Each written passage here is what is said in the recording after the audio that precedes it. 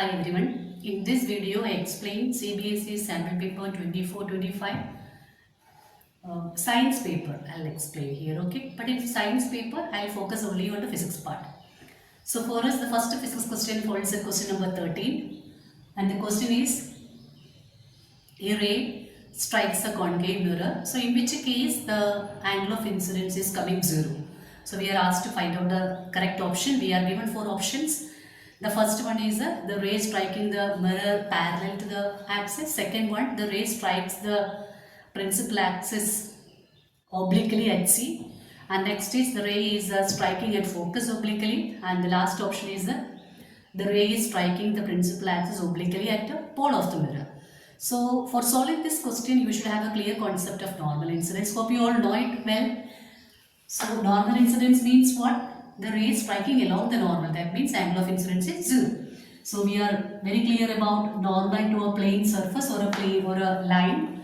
So normal means a line which means 90 degree with the line. Okay, so let me name this line as a xy, and here the line xy is playing the role of a plane mirror. Okay, and here I mark one point M on this plane mirror, and the line, let me call it as a AM. AM is the line which is perpendicular to the mirror. So if I let the ray strike this mirror at M along this normal, then that is called what? Normal incidence. So what is the angle between the normal and the incident ray here? 0. So angle of incidence 0, angle of reflection also 0. So it is called a normal incidence. So don't make the mistake in exam. Normal incidence doesn't mean angle of incidence is 90. Okay. Now, whenever you have to draw or whenever you have to mark angle of incidence or angle of reflection or refraction, in any situation, the first thing that you are supposed to do is you have to draw a normal. So, for a spherical mirror or for a lens, it will be lens or mirror, if you have to draw the ray diagram, you should draw normal. So, what do you mean by normal to a curved surface? It is the radius. Okay, so if I want to let the ray strike at P, first of all, what I should draw? I should draw the normal there. Normal means the radius. Okay. Now, if the ray is striking along this radius, that means what is the angle between the incident ray and the normal? 0 degree. This is the case of what? Normal incidence. Okay. So, now let's analyze each option of given in this question number 13. The first option is let me put it first. You are given a concave mirror. Okay. So the ray, so let me draw principal axis here, it's P. Let me mark it as x dash. The ray strikes the mirror parallel to principal axis. So if the ray is striking parallel to principal axis and all, no, we cannot conclude that the ray will go through, the ray will make angle of incidence 0. A special case is that if the ray is striking the mirror along the principal axis, in that situation the angle of incidence is 0. Why? Because here, for this diagram, the ray which I made second, this ray is striking the mirror at P and it is going along the normal. See, at P, what is this CP? CP is radius. So here the angle of incidence is 0. But we cannot say that when the rays are parallel to principal axis, every time the angle of incidence is 0. So that option goes wrong. Okay, so option A is wrong. Now what is option B? The ray strikes the principal axis obliquely at the center of curvature. So see, this is the situation given. Obliquely means it makes an angle here with which axis? Principal axis. Now the ray is striking the mirror like this. So let me mark one point here. Let this point be A. Okay. So what about this CA here? CA is normal. And what about this ray? The ray is going along the normal. That means what is the angle of incidence here? 0. This is the question. In which situation angle of incidence is coming 0. So option B is correct. Now let's have a look at option C. So what is option C? The ray is striking the principal axis obliquely at focus. So if it is striking at the focus obliquely, then what happens to that ray? Let me rub this one first. Okay. So how the ray goes? After reflection, the ray goes parallel to principal axis. Okay, it goes like this. So what about the angle of incidence in this situation? So I have already told you that whenever you have to draw angle of incidence and angle of reflection, the first thing what you should do, you should draw normal. So normal at this point, normal at the point of incidence. So where is the point of incidence here? Here itself. Okay. So what is normal there? It is the radius here. So what is this? Angle of incidence. What is this? Angle of reflection. Is this angle 0? No. So option C is wrong. And what about the last option? Last option says that the ray is striking the mirror, striking the principal axis obliquely, at which point? At the pole. Here comes pole of the mirror. So here what is the angle of incidence? Again the angle of incidence is not 0. So option D is also wrong. So which option is correct? Option B. What is that option? The ray striking the principal axis obliquely. Principal axis at the center of curvature obliquely. Okay? At the principal axis, not at the mirror, at the principal axis. That's about question number 13. Question number 14. So what is given in question 14? White light strikes a prism, and after passing through the prism, the ray gets dispersed as shown in the figure. So we are asked to find out which color comes at A and B. So this is totally on the concept of dispersion of white light. Whenever white light passes through a prism, or whenever light strikes the prism at any surface obliquely, then what happens? The ray refracts. And the extent of refraction depends on what wavelength. So here what type of light is striking? White light.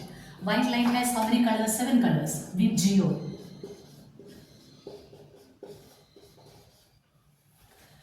Which color among these 7 colors, which color has the maximum wavelength? Red. Which one has the minimum wavelength? Violet. So when the light travels from one medium to the other medium obliquely, not normally, obliquely, we know the ray undergoes refraction. Okay. So the extent of refraction means to what extent the light bends depends on what? Wavelength of the color. So the color with the maximum wavelength deviates or refracts the least. So among these 7 colors, which color has the minimum wavelength? Violet. So which one has the maximum deviation or refraction? Violet. So which among, if you look at this A and B, okay, from A and B, if you see which color is bend the most, maximum bending is for B, maximum refraction for B. That means minimum wavelength for B. Which color comes at B? Violet. Which one comes at A? Red. Okay, the same question can be asked for 3 marks as well. So if it comes for 3 marks, you will write this phenomenon is due to. So can be asked like identify the phenomenon responsible for this figure. Then you will write it is due to dispersion. Then what is the reason for dispersion? It is the difference in wavelength of the colors present in the white light or composite light is responsible for dispersion. The color, which one? Violet. Violet has the minimum wavelength, so violet undergoes maximum deviation from its path, or you can say maximum refraction. You can write refraction, the term refraction as well. Okay. So maximum refraction for violet. So we get violet at B and red at A. Okay. So I think the correct option it is coming as option C. C, that means color violet at B and red at A. So next is question number 19. It is assertion reason type. So assertion says the convex mirror always forms image behind it and the image is always virtual and erect. So we are very clear about the image formation by both the mirrors, concave as well as convex. So for a convex mirror, we know there are only 2 object positions. One is object at infinity and the next is object anywhere in between pole and infinity. Pole and infinity, anywhere we can keep. So in the first case, when the object is at infinity, where the image is falling at focus. And in all other cases, the image falls in between pole and focus. That we know. And in all the cases, what about the nature of the image? Image is virtual as well as erect. And size of the image is always diminished. So this is what the assertion says. Assertion says convex mirror always makes image behind it. This is called what? This is called front of the mirror and this is called back of the mirror. So where the image falls always, irrespective of the object position, image always falls behind the mirror. And what is the reason saying? The reason says that for a convex mirror, the focal length is always positive. What do you mean by focal length? Distance from pole to focus. But to analyze that statement, we need to know sign convention. So what the sign convention says? Whenever you do measurements parallel to principal axis, the measurements we start from pole. Then the distances that we measure in the direction of incident ray are positive, opposite to incident ray are negative. If you go for measurements perpendicular to principal axis, how we apply the rule? If the measurement goes above principal axis, it's positive, below principal axis, it is negative. Okay. So here what the reason says? Reason says that for a convex mirror, the focal length is positive. So focal length, how we go for the measurement, the parallel to principal axis. Where do we start the measurement? At the pole. In which direction we move? Left to right. In which direction the incident ray strikes? Left to right. So what about the direction of measurement and direction of incident rays? Both are same. That means the focal length is always positive. That statement is correct. But this is not the correct explanation for the assertion. So the correct answer here it is B. That is assertion correct, reason also correct. But reason doesn't explain the proper, reason for assertion. Okay, reason doesn't give the correct explanation for assertion. Move to question 24. Here a ray diagram is given and this thick line, okay, we can name it like a PQ. PQ represents a lens. Which type of lens? It's not mentioned here in the question. We are asked to identify. So here O dash is the object and I dash is the image. I just named them like O dash and I dash. Okay, so what the ray diagram tells us? It tells that the image is formed on the same side of the object and the image is magnified. Question tells its lens and image magnified. So it is sure that the edge is convex. Because concave lens can never give magnified image. So this is the first part of this question. There are three parts for this question. First part is identify the type of lens. So the lens is convex. Okay. So that is A, type of lens. Lens is convex. Now what is B? What is the nature of the image? So here O dash is the object we know and the object is straight. Image is also straight. And the image is and straight or erect images are always virtual. So what is the nature of the image here? It's virtual and erect. And what about the size of the image here? Magnified. Okay, don't confuse between these two terms. Like when you are asked what is the nature, don't write the size. Okay, nature is virtual and erect. Size is magnified. Okay, that's about the part B. Now we move to part C. There the question tells that image is formed in this figure. The image is formed at 30 cm from the lens. So image distance is given. So B is equal to 30 cm. But before we proceed, let's remember whenever we solve numericals on mirror real lens, we need to apply sign convention. So when we measure the image distance, it's parallel to principal axis. We start the measurement from optic center. Optic center of the lens. And image distance is from, let it be C. Okay. I have already taken the letter O, so I marked here C. So C to I, this is what image distance. So in which direction the incident ray moving? Left to right. In which direction are we moving for the for taking the measurement? Right to left. So what about the sign of V? V is minus 30 cm. Now next, what is given? The image is twice the size of the object. That means magnification is 2. Now next is M. Next information already given to us is M is 2. But whether it is plus or minus, how to identify? For that, have a look at this figure. The image is virtual and erect. If the image is virtual, the magnification is plus. If the image is real, magnification is a minus. Since in this case the image is virtual, so what sign we put here for magnification? Plus sign. So M is equal to plus 2. Now let's apply the formula. Magnification of a lens is given by the formula plus V by U. Now let's put the values. V is equal to minus 30 and U is unknown to us. So let's cross multiply, we get U is equal to minus 30 by 2. So what's the answer? Minus 15 centimeter. Answer should come in minus because the object is also kept on the same side and object distance we can measure only if we move in a direction opposite to incident ray. So U is a minus 15 centimeter. If you need further explanation in this sign of this magnification, you can message me in the WhatsApp number which I provide in the link. Okay. Now we move to question number 25. Here we are given a circuit diagram. A 230 volt supply is connected to two heaters X and Y. The two heaters are connected parallel to the supply. And then what is given? When we connect the switch, they start drawing the current, and that time the current through X, current through the heater X is 3.5 ampere. Okay. Then what is the power of X? This is the first part of the question. Power of X. For finding power, we have three equations. P is equal to VI, then P is equal to I squared R, P is equal to V squared by R. So among these three, any formula you can apply for finding the power, but we are already given the quantities like a voltage and current. What voltage is given to X? 230. What for Y? 230. Why the voltage is same for both the appliances? Because they are connected in parallel. Remember, when the appliances are connected in parallel, the supply voltage is same for all the appliances. That's why we do parallel connection in domestic circuit. Very important question. Why do we prefer parallel connection in domestic circuit?